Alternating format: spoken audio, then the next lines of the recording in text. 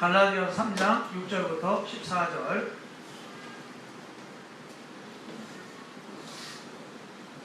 제가 이제 여러분한테 교독합니다. 아브라함이 하나님을 믿음에 그것을 그에게 의로 정하셨다 함과 같으니라.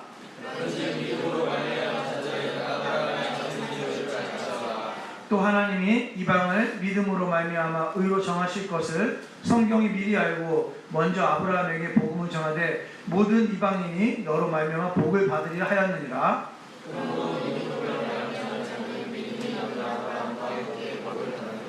무릇 율법 행위에 속한 자들은 저주 아래에 있나니 기록된 바 누구든지 율법책에 기록된 대로 모든 일을 항상 행하지 아니하는 자는 저주 아래에 있는 자라 하였으리라. 또 하나님 앞에서 아무도 율법으로 말미암아 의롭게 되지 못할 것이 분명하니 이는 의인은 믿음으로 살리라 하셨습니다.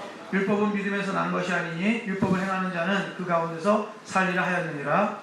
주께서 우리를 위하여 저주를 받은 것이라 율법의 저주에서 우리를 성정하셨으니 기록된 바 나무에 달린 자마다 저주 아래에 있는 자라 하였습니다. 같이 읽습니다. 이는 그리스도 예수 안에서 아브라함의 복이 이방인에게 미치게 하고 또 우리로 하여금 믿음으로 말미암아 성령의 약속을 받게 하려 함이라. 아멘. 읽기는 읽었는데 늘 계속 반복해서 말씀드립니다. 읽기는 읽었는데 뭘 읽었는지 잘 모르는 것 중에 하나가 그 성경책이고 그 중에 심한 것이 서신서입니다. 지금 우리는 그 성경책 중에서 나름대로 제일 힘들다고 하는 서신서를 보고 있죠. 갈라디아서 8번째 시간인데 좀 힘들지만 제일 유익한 것은 도대체 이 본문이 무엇을 이야기하는가, 다른 말로 하면 이 성경이 무엇을 이야기하는가 정도만 이해해도 충분히 오늘 유익한 시간이다 이렇게 말씀을 드렸습니다. 교회를 처음 나오신 분들 계시고 그 다음에 교회를 30년 이상 다니시는 분들 계시기 때문에 어디에 포인트를 잡고 설교를 해야 되는지 잘 모르겠어요. 그러나 그럼에도 불구하고 쉽게 설명을 노력을 하겠습니다. 잘 이해 안 되면 예배 후에도 저한테 질문해도 돼요. 모든 질문, 예배 중간에 질문해도 돼요. 자, 다시 한번 이제 그 앞 얘기 좀 할게요. 갈라디아 교회에 보낸 편지죠. 갈라디아 사람들이 바울의 복음을 받아들였습니다. 바울의 복음은 아주 심플합니다. 십자가에 달리신 예수 그리스도를 믿음으로 너희가 의롭게 되고 구원을 받는다 이거였어요. 그런데 누군가가 유대인 선동자들이 살짝 들어와서는 거기에 복음 외에 플러스 알파 무엇인가 더 더해야 된다라고 말했죠. 무엇을 더해야 된다고 말했습니까? 두 가지를 말했습니다. 첫 번째, 할례를 받아야 된다. 할례는 우리나라 표현으로 말하면 포경수술과 비슷한 거죠. 두 번째 첫 번째 할례를 받아야 된다. 두 번째, 율법을 지켜야 된다. 이렇게 얘기합니다. 이거 두 가지가 필요하다. 이 두 가지를 지켜야 너가 예수 믿는 것 외에 이 두 가지 지켜야 구원받을 수 있다. 이렇게 말합니다. 그러니까 이 이야기를 듣고 바울이 열이 받죠. 왜요? 복음에는 다른 것이 필요한 것이 아니라 예수 그리스도만 믿으면 충분한데 다른 것을 접목시키니까 그렇게 하면 안 된다라고 말씀드렸다고 했어요. 그래서 갈라디아서 1장 2장을 설명한 다음에 3장에서는 격정적인 어조로 바울이 열이 받아서 격정적인 어조로 이렇게 표현한다고 했습니다. 성경을 보세요. 3장 1절부터 제가 읽을게요. 바울은 격정적인 어조로 이렇게 말합니다. 어리석도다. 3장 1절 어리석도다 갈라디아 사람들아, 예수 그리스도께서 십자가에 못 박히신 것이 너희 눈앞에 너무나 밝히 보이거늘 누가 너희를 꾀더냐. 내가 너희에게서 다만 이것을 알려 하노니 너희가 성령을 받은 것이 율법의 행위로냐 혹은 듣고 믿음으로냐. 너희가 이같이 어리석으냐. 성령으로 시작하였다가 이제는 육체로 마치겠느냐. 성령으로 시작했는데 왜 육체로 마치느냐. 다른 말로 말하면 성경으로 시작했다, 복음으로 시작했다, 왜 이제는 너 자신으로 육체로 마치느냐 이렇게 이야기하죠. 이렇게 질책하던 바울이 이제는 아브라함 이야기를 꺼냅니다. 아브라함은 누굽니까? 우리가 아브라함은 무슨 조상이라고 말하죠? 믿음의 조상이라고 말합니다. 믿음의 조상이라고 말합니다. 이것은 믿음의 조상이라는 말은 우리들 표현이에요. 자, 유대인들은 아브라함을 무엇으로 불렀을까요? 유대인들은 아브라함을 믿음의 조상이라고 불렀을까요? 유대인들은 유대인의 조상으로 인식했어요. 잘 생각해보세요. 유대인 입장에서 아브라함을 조상, 우리는 아브라함의 자손이다, 아브라함의 후손이다 이야기할 때는 자기 민족의 조상 아브라함을 생각했어요. 그 아브라함의 무엇을 보고 그들은 아브라함이 우리들의 조상이라고 이야기했을까요? 첫 번째는 혈통입니다. 혈통. 그들은 아브라함 혈통을 받은 사람들이에요. 그리고 아브라함이 무엇을 잘했냐면 아브라함은 하나님과의 언약관계 속에서 할례를 행했습니다. 할례를. 그리고 아브라함은 하나님과 언약관계 속에서 율법을 지켰다라고 유대인들은 생각을 했어요. 유대인들이 생각을 했어요. 이 부분에 대해서 바울이 꿰뚫고 이야기하는 것이 오늘 본문이에요. 6절을 한번 보죠. 6절. 바울은 말합니다. 이렇게 말합니다. 6절 같이 한번 읽어볼까요? 갈라디아 3장 6절 시작. 아브라함이 하나님을 믿음에 그것을 그에게 의로 정하셨다 함과 같으니라. 유대인들의 개념에는 어떻게 돼야 의인이죠? 율법을 잘 지켜야 의롭습니다. 율법을 잘 지켜야 의롭게 됩니다. 다른 말로 하면 율법을 지켜야 구원을 받습니다. 그런데 바울은 말하기를 이렇게 말하는 거예요. 아브라함은 율법을 잘 지켜서 의롭게 된 것이 아니라 무엇으로? 믿음으로 의롭게 됐다. 이렇게 이야기를 하는 겁니다. 갈라디아 교인들을 선동했던 선동자 유대인들은 이렇게 얘기했어요. 우리들의 조상 아브라함을 봐라. 아브라함은 유대인의 정체성을 위해서 하나님과의 언약관계를 지키기 위해서 할례를 행하였다. 뿐만 아니라 유대인의 정체성을 위해서 하나님 앞에서 율법을 철저히 지키는 삶을 살았다라고 강조하면서 선동을 했던 것 같아요. 그러나 이 부분을 잘 알고 있던 바울은 이렇게 말합니다. 아브라함이 하나님을 믿음에 그것을 그에게 의로 정하셨다. 이렇게 말하는 거죠. 이 부분이 창세기 15장에 나와 있어요. 한번 찾아보시죠. 창세기 15장 한번 보시죠. 주보에도 있습니다. 주보를 보시는 게 제일 편해요. 주보를 보는 게 제일 편합니다. 근데 성경을 빨리 찾으시는 분은 성경책 찾으셔도 돼요. 창세기 15장 1절 이하를 쭉 보시면 제가 읽을게요. 창세기 15장 1절 이후에 여호와의 말씀이 환상 중에 누구에게? 아브라함에게 임하여 이르시되 아브라함은 아브라함 같은 사람이에요. 아브라함아 두려워하지 말라. 나는 내 방패요. 하나님 말씀하신 겁니다. 너의 지극히 큰 상급이니라. 아브라함이 말합니다. 이르기를 주 여호와여, 여호와는 하나님이죠. 여호와여 무엇을 내게 주시려 하나이까. 나는 무엇이 없어요? 자식이 없사오니 나의 상속자는 이 다메섹 사람 엘리에셀, 아브라함의 종이에요.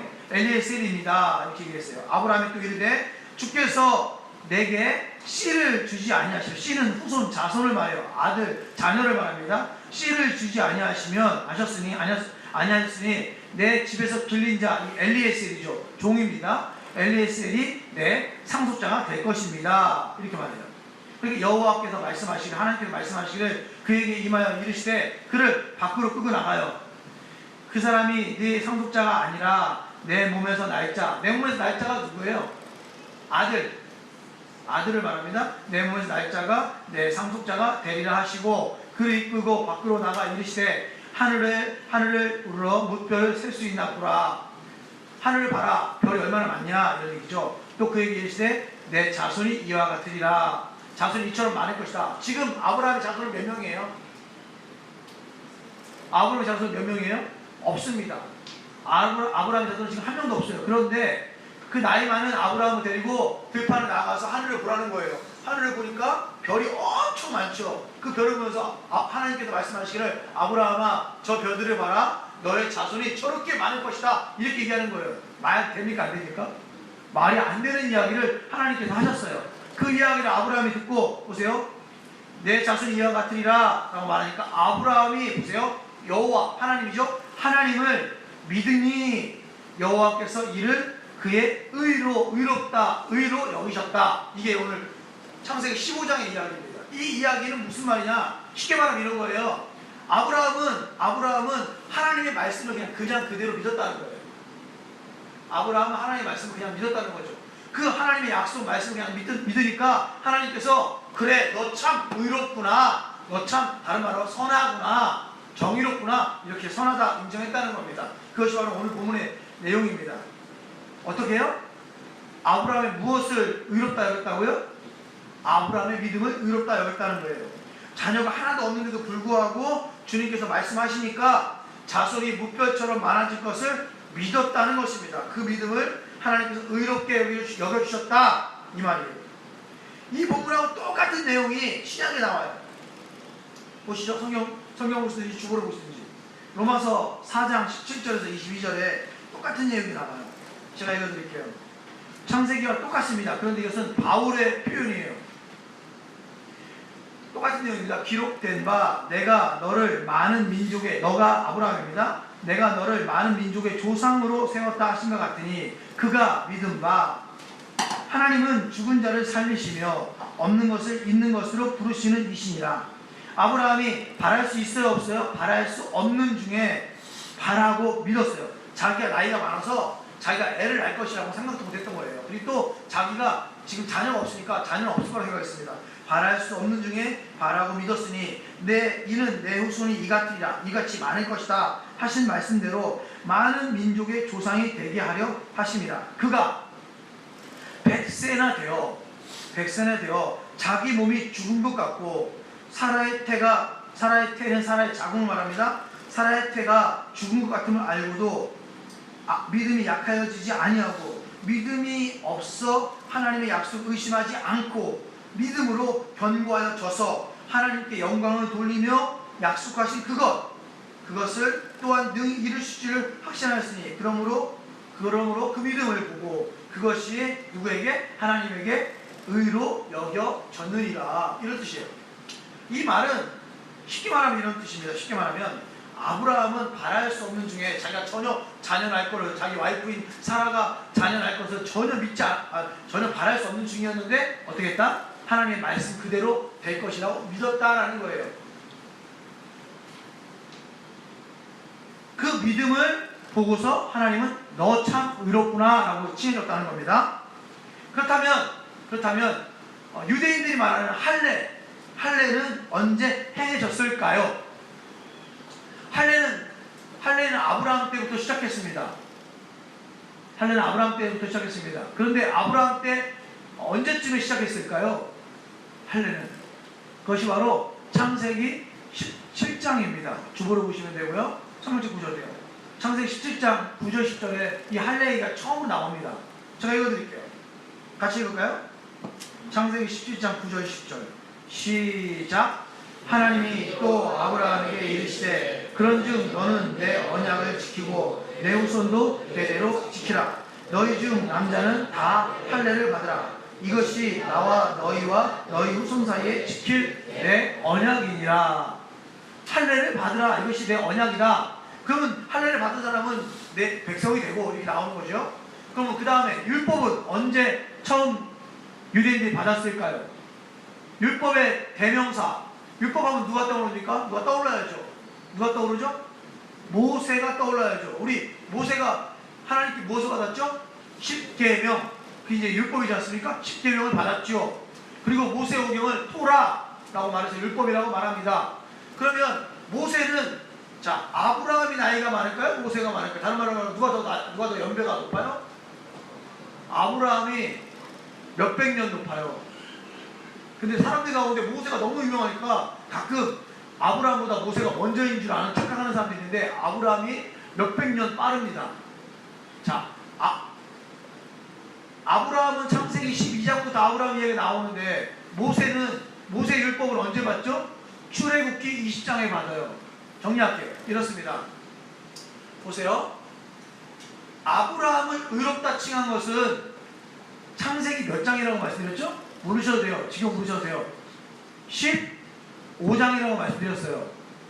할례를 받았다는 것은 몇 장이라고 말씀드렸죠? 창세기 17장이라고 말씀드렸어요.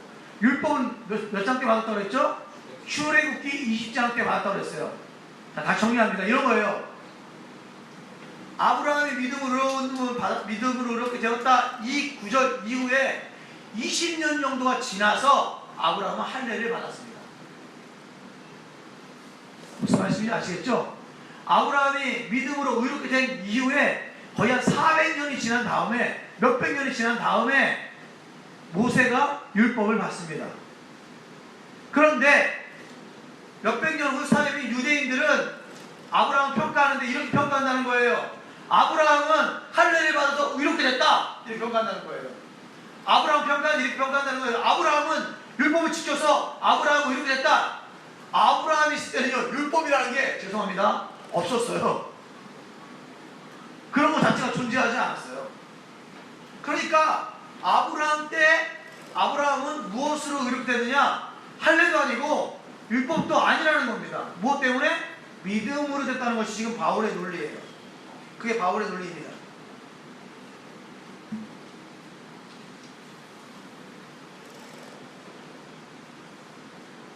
자, 7절로 넘어가 볼까요? 7절. 그런즉 오늘 본문입니다. 갈라디아 3장 7절. 같이 읽습니다. 그런즉 시작. 그런즉 믿음으로 말미암은 자들은 아브라함의 자손인 줄 알지어다. 똑같다는 거예요. 뭐가 똑같냐? 아브라함이 하나님의 말씀을 믿음으로 의롭게 된 것처럼 그 누구든지 하나님의 말씀을 듣고 믿으면 다 의롭게 된다는 것입니다. 그래서 이렇게 표현합니다. 그런즉 믿음으로 말미암은 자들은 아브라함의 자손이 되는 것이다. 유대인들은 뭐라고 합니까? 혈통적으로 유대인인 사람은 아브라함의 자손이 되는 것이다. 할례를 지키는 사람은 아브라함의 자손이 되는 것이다.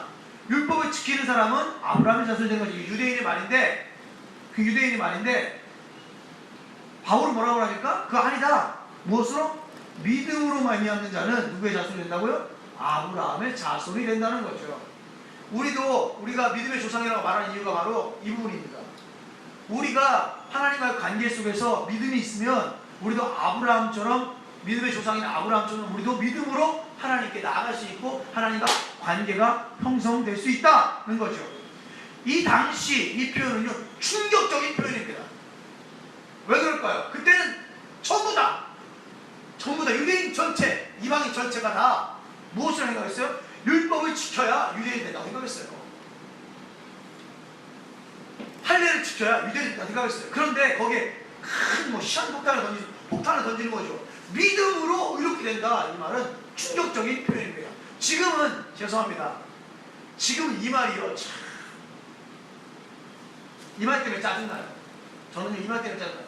믿음으로 이렇게 됩니다. 이 말 때문에 저는 개인적으로 짜증납니다. 왜요? 믿음으로 이렇게 된다는 이 말 때문에 믿음만 가지고 살면 된다고 생각하니까 삶의 변화는 하나도 없고 믿음만 좋다고 말만 막 믿음만 좋다고 나는 믿음이 좋아 이렇게 얘기해가지고 이 기독교인들이 대독교가 되는 이 시대를 볼 때마다 얼마나 마음이 아픈지. 하여튼간 그때 당시에는 이것은 충격적인 표현, 혁명적인 아주 레디칼한 그런 선언이었어요. 그래서 이 부분을 유대인들은 받아들일 수가 없었던 것입니다. 8절 9절 보시죠. 제가 읽을게요. 또 하나님이 이방을 믿음으로 말미암아 의로 정하신 것을 성경이 미리 알고 먼저 아브라함에게 복음을 전하되 모든 이방인이 너로 말미암아 복을 받으리라. 아브라함에게 복음을 전하고 모든 이방인이 너 아브라함으로 말미암아 복을 받으리라 하였느니라. 그러므로 믿음으로 말미암는 자는 믿음이 있는 누구? 아브라함과 함께 복을 받으리라. 기독교는 복의 종교입니다. 축복받으라 이러면 되게 좋은 말이에요. 근데 저 이 말 때문에 짜증나요. 기독교인들이 이 축복받는 것을 너무 좋아해가지고 수준 이하의 행동들을 너무 많이 해가지고 기독교가 개독교가 됐죠. 복받는 건 좋은 건데 어떤 우리가 말하는 물질적인 복을 성경에서 복이라고 하지 않습니다. 성경이 말하는 복은 하나님과의 관계 속에서 누리는 것을 말해요. 하나님과의 관계 속에서 누리는 것. 아무튼 이방인들은 아브라함으로 말미암아 무엇을 받아요? 복을 받습니다.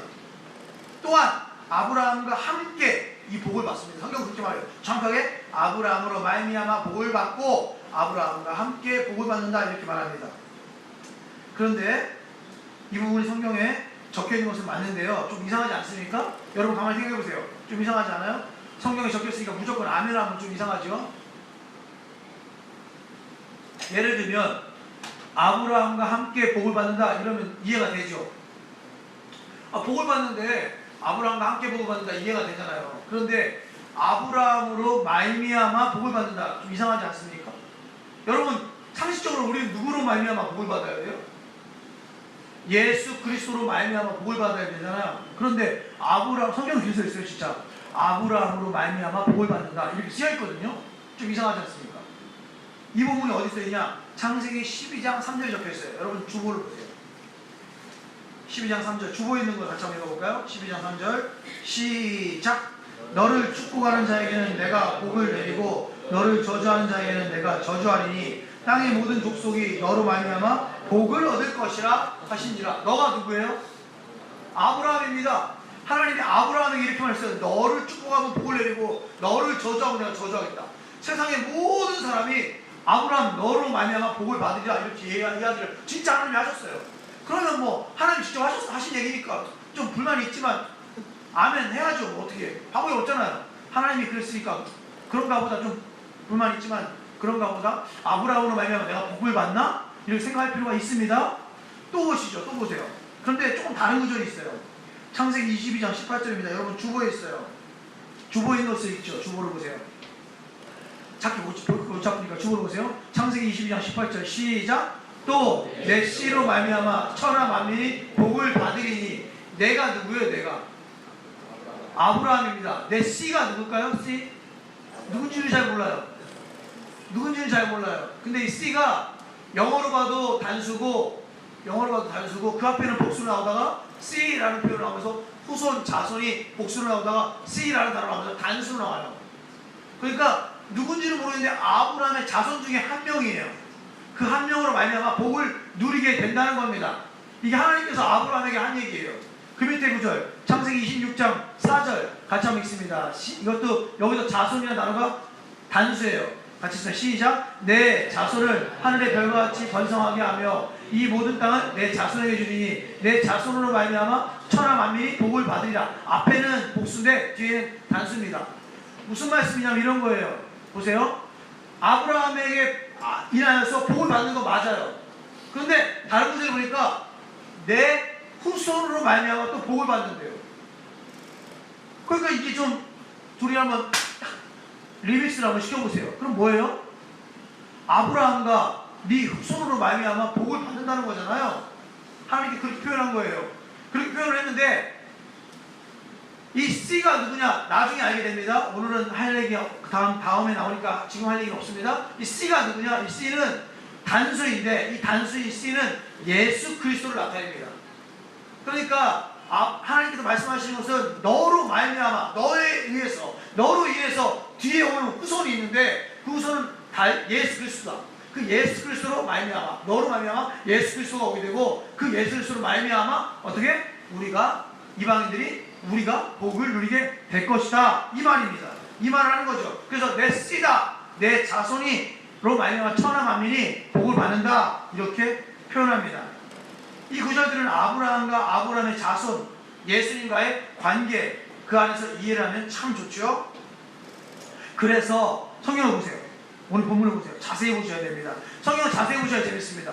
국어 공부하듯이. 저는 국어를 참 잘합니다. 국어책 공부하셔야 성경책 이해가 잘 돼요. 8절 보세요. 8절 하반절, 8절 중간 이후에 이렇게 쓰여 있어요. 보세요. 모든 이방인이 너 아브라함으로 말미암아 복을 받으리라고 하였다가 9절에는 표현이 조금 바뀌죠. 이렇게 쓰여 있습니다. 믿음이 있는 아브라함과 어떻게 함께 복을 받는다. 표현하다 부사가 바뀐 거예요. 아브라함으로 말미암아 복을 받는다라고 표현했다가 뒤에는 아브라함과 함께 복을 받는다 이렇게 여지를 둬서 설명을 하죠. 자 10절 한번 보시죠. 무릇 율법 행위에 속한 자들은 저주 아래에 있나니 기록된 바 누구든지 율법책에 기록된 대로 모든 일을 항상 행하지 아니한 자는 저주 아래에 있는 자라 하였습니다. 자 주어가 뭡니까? 지금까지는 믿음이 있는 자에 대한 얘기였는데 여기서 주어가 바뀝니다. 누가 주어예요? 율법 행위에 속한 자들, 율법을 지키는 자들, 다른 말로 율법으로 구원을 받는다고 하는 자들입니다.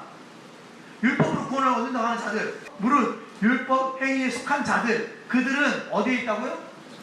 저주 아래에 있대요. 왜 저주 아래에 있다고 하는가를 보세요. 기록된 바 뭐라고 되어 있냐?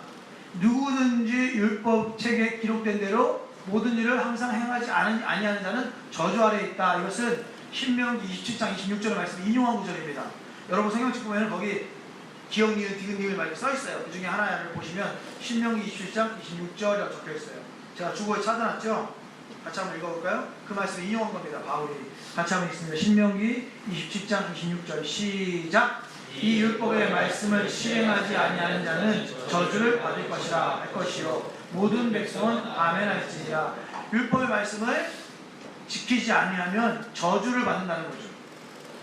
설명을 좀 잠깐 할게요. 이것은 어떻게 이해를 하셔야 되냐?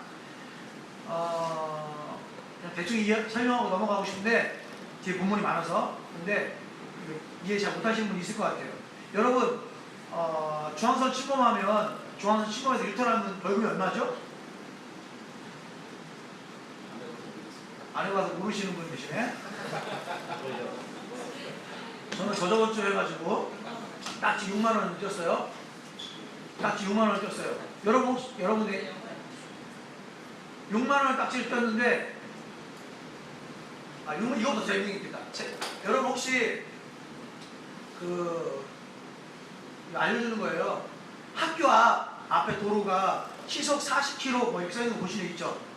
40km 안 지켜서 가다 보면 40km를 위반하면 벌금을 냅니다. 제가 지금 얼마 지켜본 못하는데 6만 원쯤 될 거예요. 40km 위반하면. 그런데 그것을 40km를 위반해서 50km로 가지 않고 시속 20km를 초과해서 60km 이상을 가면 벌금이 9만 원 정도 나옵니다. 제가 낸 적이 있어요. 여러분, 근데 재밌는 것은 거기에 그 40이라는 것이 안 적혀 있으면, 다른 말로 말하면 거기가 학교 앞 도로라는 것이 인정이 안 되면 거기 학교 앞 도로가 아니죠. 그러면 거기는 그냥 몇 킬로 가도 제한 속도만 지키면 되는 거예요.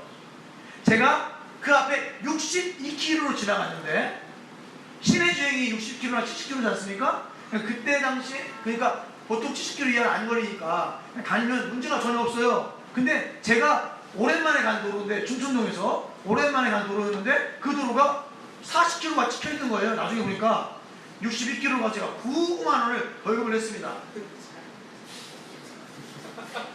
계속 벌금을 내고 있어요. 저는요. 여러분 잘 들으세요. 40이라는 것이 적혀있지 않으면 벌금을 냅니까? 안 냅니까? 62km로 가도 안 냅니다. 왜 안 되죠? 법이 그렇지 않은 거예요. 근데 거기에 법이라는 게 가미되죠. 여기를 40km 이상 가면 당신은 벌금을 내야 됩니다 라는 법이 딱 나타나는 거죠. 다른 말로 하면 캄보디아 가보신 분 계세요? 가보신 분 캄보디아? 라오스 가신 분이 있는데, 여러분 그 캄보디아나 라오스 같은 데 가보시면요, 도로에 가운데 중앙선이 없어요. 가운데 중앙선이 없으면 중앙선 침범도 없습니다. 그럼 벌금을 안 내요. 진짜. 근데 가운데 선을 딱 거버리면요 벌금을 내기 시작합니다. 여러분 그걸 아셔야 돼요. 요즘 정부가 열심히, 또 경찰이 열심히 우리를 탄압하고 있죠. 벌금으로. 제가 그래서 계속 위험해서 안전벨트 계속 메고 다녀요. 법이 없을 때는, 잘 들으세요, 법이 없을 때는 그것이 자유합니다. 그런데 법이 생기면 그것을 지켜야 돼요. 지키지 않으면 어떻게 됩니까? 벌금을 떼게 돼요. 그래서 성경은 말하기를 저주를 받는다 이렇게 표현합니다. 법이 없을 때는 자유한데 법이 생기면 그 법을 지켜야 되고, 그 법을 지키지 못하면 자유하지 못한 자, 다른 말로 벌금을 내게 된다는 거죠.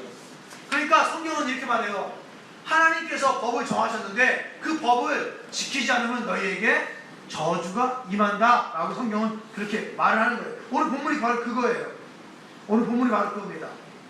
신명기 표현으로 말하면 법을 지키지 않으면 저주가 임한다 이렇게 이야기를 하는 거죠. 11절과는 반대로 11절은 반대로 믿음으로 사는 사람들에 대한 얘기가 나옵니다. 아까는 법을 지키며 사는 사람들, 율법을 행하며 지키는 사람들이 말했고, 지금 이제 믿음으로 사는 사람들의 얘기가 나와요. 그래서 성경은 의인이라고 말하는데 11절을 같이 보죠. 제가 읽습니다.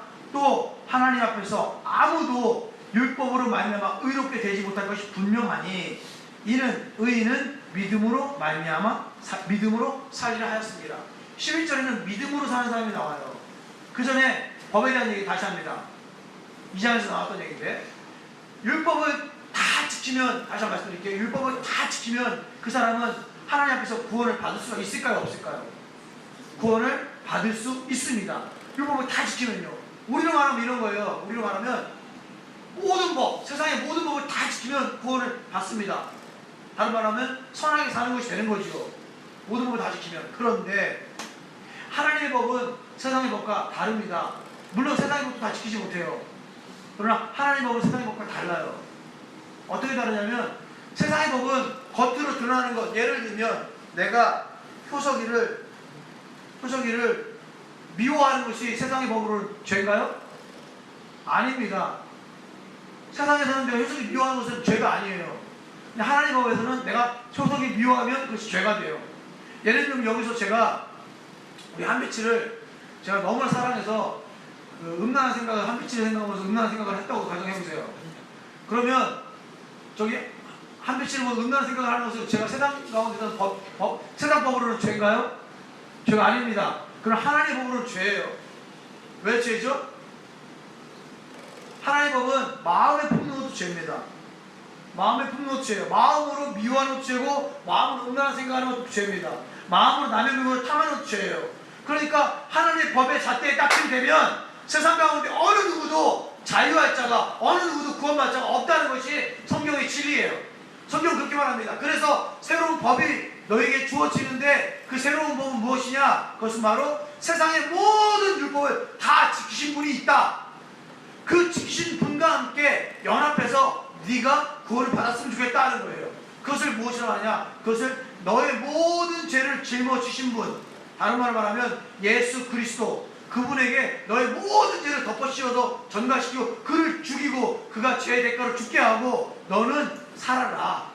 너는 살아라. 내가 내 아들 예수를 죽임으로써 너를 용서하마. 이것이 하나님의 새로운 법이에요. 새로운 법. 새로운 방법이라는 거죠. 그것을 믿음으로 받아들인다라고 말합니다. 그래서 의인은 성경에 믿음으로 산다 이렇게 표현을 합니다. 어려운 분, 요 부분이 어려운 분들은 저한테 개인적으로 오세요. 지금 보니까 교회 나온 지 얼마 안 되신 분이 많아서 이 부분 되게 어려울 것 같아요. 개인적으로 저한테 오세요. 개인적으로 오시면 다시 말씀드릴게요. 나아가야 되니까. 그런데 재미있는 것은 이 의인은 믿음으로 산다 이 개념이 여러분 잘 알다시피 어떤 개혁의 이슈였죠? 종교 개혁의 가장 중요한 이슈였지 않습니까? 그것 때문에 목숨 걸고 기독교인들이 살았지 않습니까? 목숨을 걸었잖아요. 종교개혁자들이, 프로테스탄트들이 거의 목숨을 걸었잖아요. 그런데 재미있는 것은 잘 들으세요. 의인은 믿음으로 산다를 가장 처음 말한 사람이 누군지 아십니까? 루터가 한 얘기가 아닙니다. 그럼 바울이 한 얘기일까요? 바울이 한 얘기도 아닙니다. 그렇습니다. 자꾸 이 모양이 나오면 잘 들으세요. 박대국이 아닌 합박국입니다. 박국. 하박국이가 제일 처음에 한 겁니다. 하박국이가. 그러니까 이것은 어떤 개념이냐면 이 믿음으로 의롭게 산다는 것은 이것은 하나님께서 아브라함에게 한 이야기이며 하박국이 선언한 이야기입니다. 그러니까 이것은 어떤 개념이냐면 구약의 개념이에요. 구약. 신약에 와서 믿음으로 의롭게 된다는 개념이 생긴 게 아니라 구약도 믿음으로 구원을 받는다는 것을 구약 개념을 갖고 있어요. 신약에서 그것을 다시 한번 선언한 것이고 종교개혁은 다시 한번 선언한 것에 불과합니다. 하박국의 개념이라는 사실을 기억해 주십시오. 자, 12절. 율법은 믿음에서 산 것이 아니니 율법을 행하는 자는 그 가운데서 살리라. 잘 들으세요. 12절은 율법은 믿음에서 산 것이 아니다. 율법을 행하는 자는 그 가운데는 율법 가운데라는 거예요.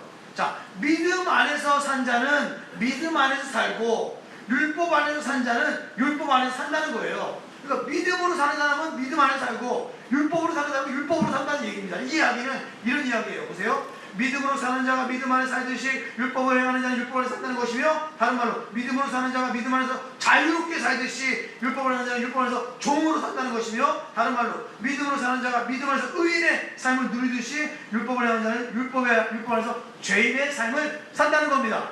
자, 보세요. 이 물건이 제 거예요.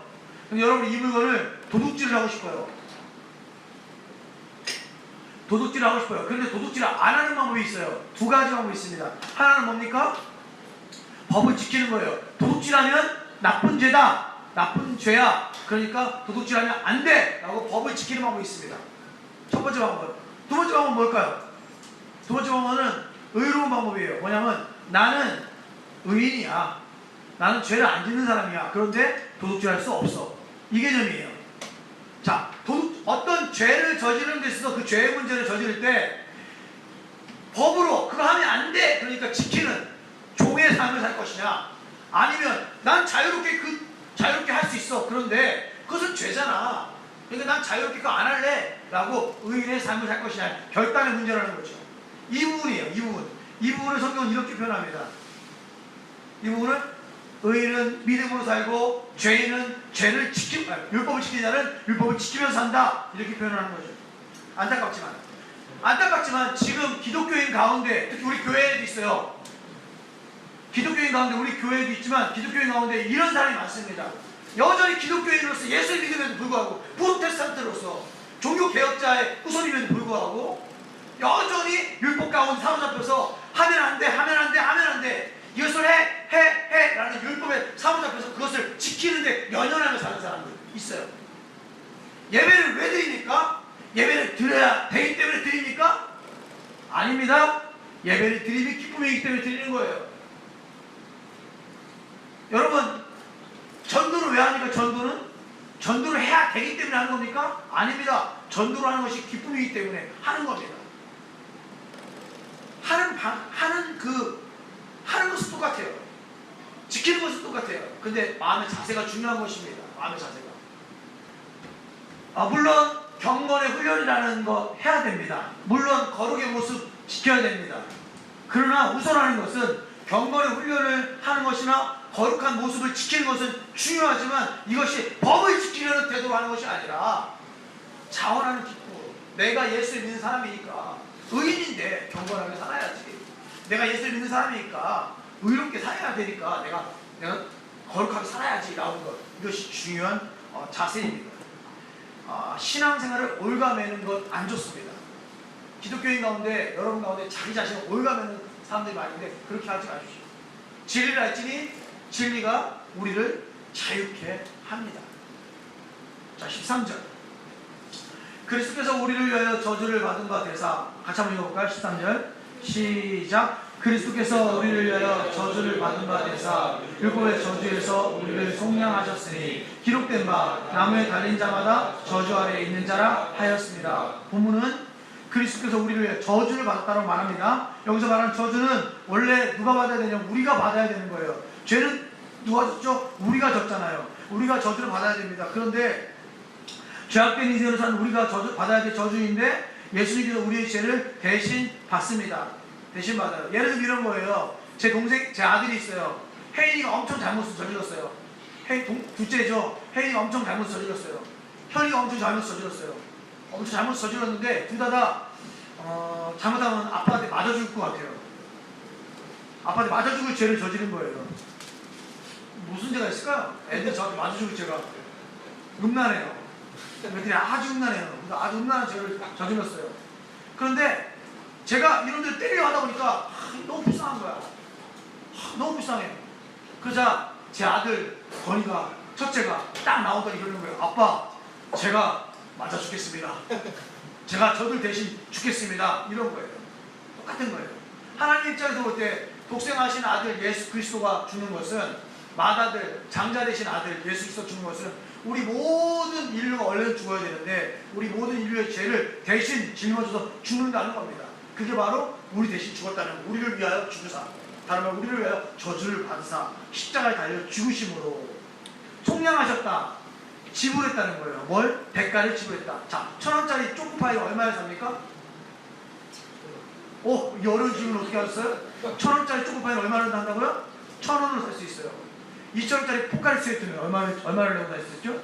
2,000원. 오! 2,000원? 오!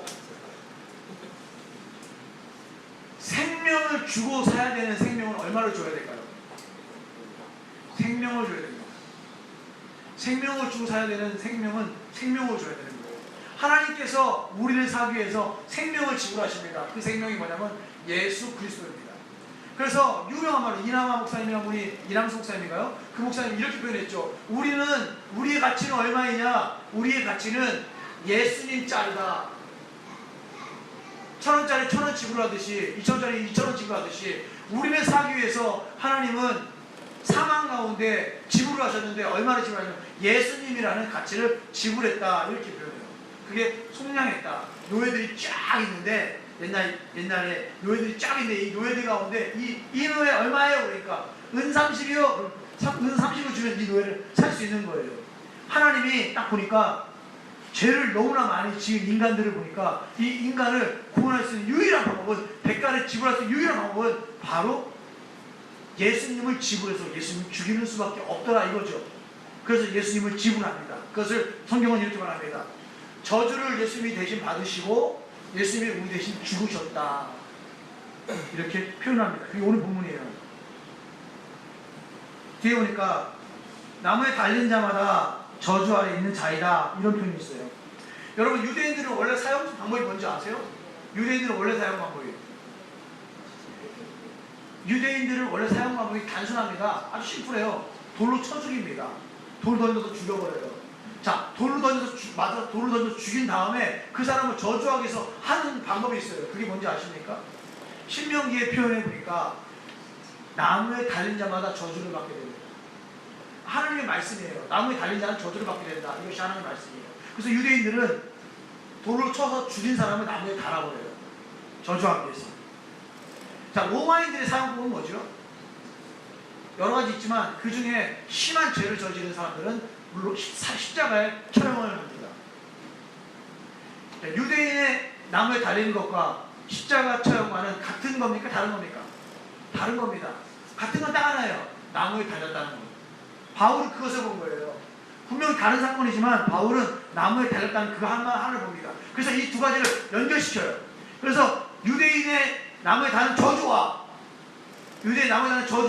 로마인의 사용법, 그것을 합쳐서 하나님은 나무에 달린 자마다 다 저주하신다, 이렇게 말하는 거예요. 그러면서 뭐라고 하느냐? 하나님이 저주를 받은 자, 그가 누구냐? 예수 그리스도다. 하나님 저주를 받은 사람인데 그가 예수다. 누구 때문에 저주를 받느냐? 우리 모두 때문에 저주를 받았다. 그게 예수고 그 예수가 죽게 됐다. 그래서 예수님은 십자가 달리실 때 마가복음 15장 30절에 나의 하나님 나의 하나님 엘리 엘리 라마 사박다니, 나의 하나님 어찌하여 나를 버리십니까? 예수님은 하나님의 아들인데 하나님의 아들이 하나님을 향해서 이렇게 말합니다. 엘리 엘리 라마 사박다니, 하나님 어찌하여 나를 버리십니까? 왜 나를 버리십니까? 왜 나를 죽이십니까? 왜 나를 저주하십니까? 이런 뜻이에요. 왜 나를 저주하십니까? 이유는 딱 하나죠. 이유는 딱 하나. 하나님께서 거룩하신 분이기 때문에 하나님은 죄의 문제를 해결하기 원하셨어요. 인간들과 사랑하고 지내고 싶은 거죠. 근데 인간은 너무나 죄가 많아. 그 죄의 문제를 해결하려고 하는데 죄의 대가를 치러야 되는 거죠. 죄의 대가가 무엇입니까? 죄의 대가. 죄를 지으면 어떻게 된다고요? 죄를 지으면 죽는 거예요. 내가 중앙에서 침범하면 6만 원을 내야 되듯이, 내가 중앙에서 침범하면 6만 원을 대가를 치러야 되듯이, 하나님께서 죄를 지은 인간을 향해서 죄의 싹스, 죄의 대가는 죽음이다라는 하나님의 선언을 하셨어요. 그 선언하에 있는 인간들이기 때문에 인간들은 죄를 지으면 다 죽을 수밖에 없습니다. 근데 하나님 인간들을 가만히 지켜보니까 저 인간들을 죽이려니 너무 불쌍한 거죠. 제가 우리 현이랑 혜인이를 보면 너무 불쌍하듯이 하나님 보실 때 너무 불쌍한 거죠. 그러니까 그럼 누구를 죽여야 되냐? 내 아들 예수를 너희들 대신 죽이겠다, 이렇게 결단한 것이 십자가 사건입니다. 그때 하나님이 예수 죽일 때 어떻게 죽입니까? 진짜 죄인의 모습으로 죽이는 거예요. 진짜 죄인의 모습으로 죽이는 거죠. 이것이 오늘 본문의 내용이에요. 엘리 엘리 라마 사박다니, 나의 하나님 어찌하여 나를 버리십니까? 예수님은 하나님께 버림을 당하시고 저주를 받고 죽습니다. 왜요? 우리들의 죄를 해결하기 위해서. 14절 같이 읽어볼까요? 이는 그리스도 예수 안에서 아브라함의 복이 이방인에게 미치게 하고 또 우리로 하여금 믿음으로 말미암아 성령의 약속을 받게 하려 합니다. 이는, 이것은 왜냐하면 이라는 뜻이에요. 왜 예수님께서 우리 대신 죽었느냐? 왜냐하면 두 가지 이유 때문이라는 거예요. 그 본문 그대로 읽으면 첫 번째는 그리스도 예수 안에서 아브라함의 복이 이방인에게 미치게 하려. 첫 번째는 예수의 복이 하나님의 복이 이방인에게 미치게 하려고.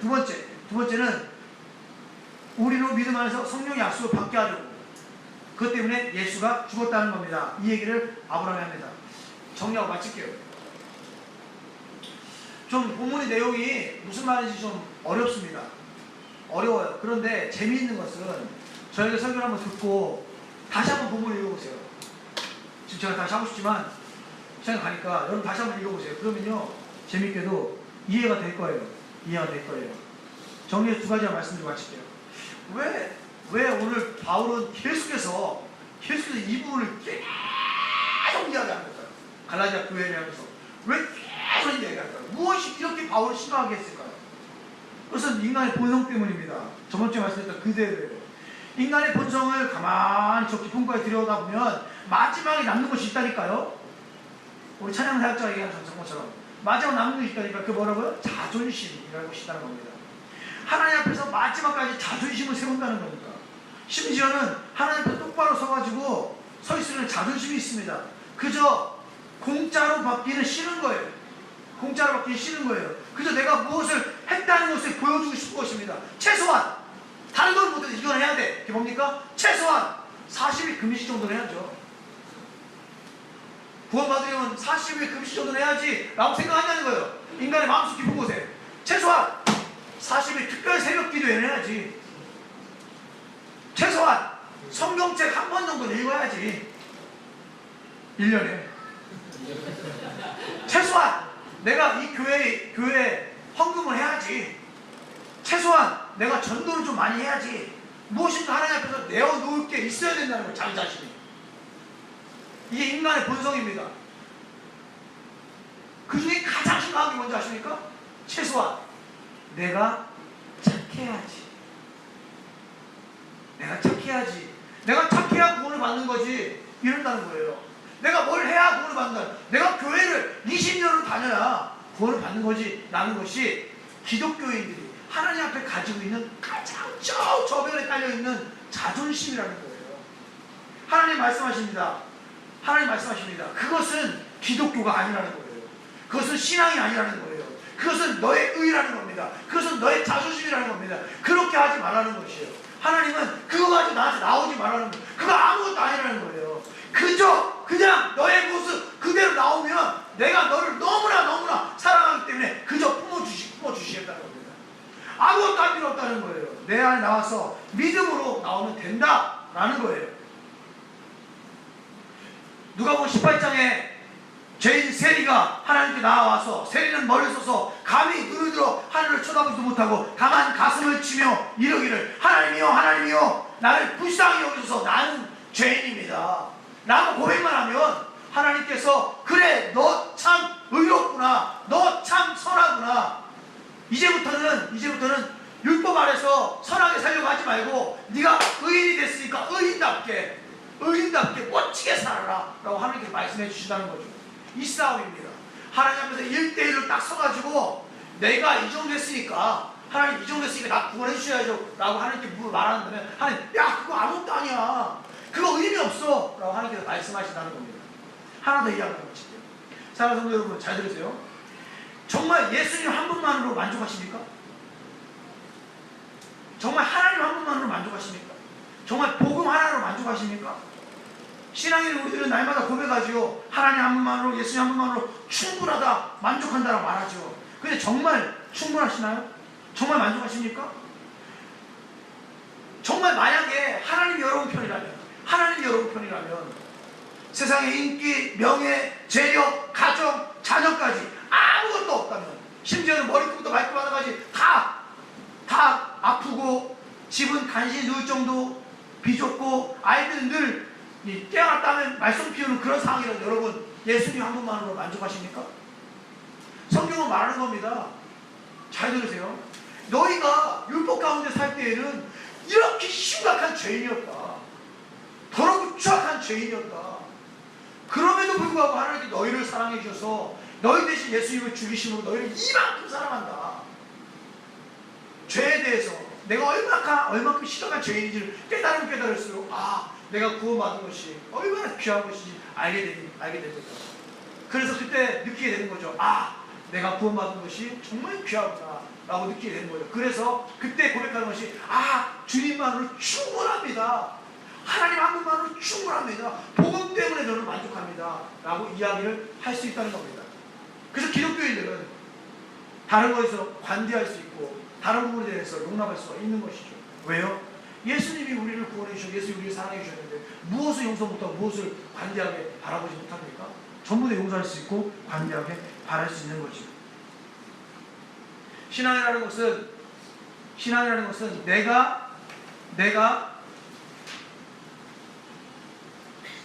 내가 나를 믿음이라는 것으로 설득하고 내가 하나님을 설득하는 과정이 아닙니다. 신앙이라는 것은 잘 들으세요. 내가 나를 설득하거나 난 믿어야 돼 라고 해서 믿게 되는 것도 아니고 하나님을 설득해서 하나님 제가 믿습니다 해서 하나님을 설득하는 것도 아닙니다. 신앙이라는 것은 누가 누구를 설득하는 거냐면 하나님이 나를 설득하는 겁니다. 성경이라는 것은 내가 보고 믿습니다 해서 믿어지는 게 아니에요. 어느 순간 하나님께서 나를 설득해서 봐라, 내가 너를 이만큼 사랑한다, 내가 너를 이만큼 사랑한다 라고 계속 하나님께서 말씀하실 때 어느 순간 그 말씀이 그냥 맞네요, 그렇네요, 하나님 사랑이 이만큼 크군요 라고 하나님의 그 큰 사랑에 설득되어서 이제는 하나님 한 분만으로 만족하며 살겠습니다 라고 결단하고 살아가는 것, 그것을 신앙이라고 말하는 것입니다. 사랑하는 성도 여러분, 힘들고 어려움에도 불구하고 율법에 대해서는 자유하시고요, 믿음으로 사시는, 그래서 하나님께 설득되는 귀한 여러분 되시는 예수님의 이름으로 소원합니다.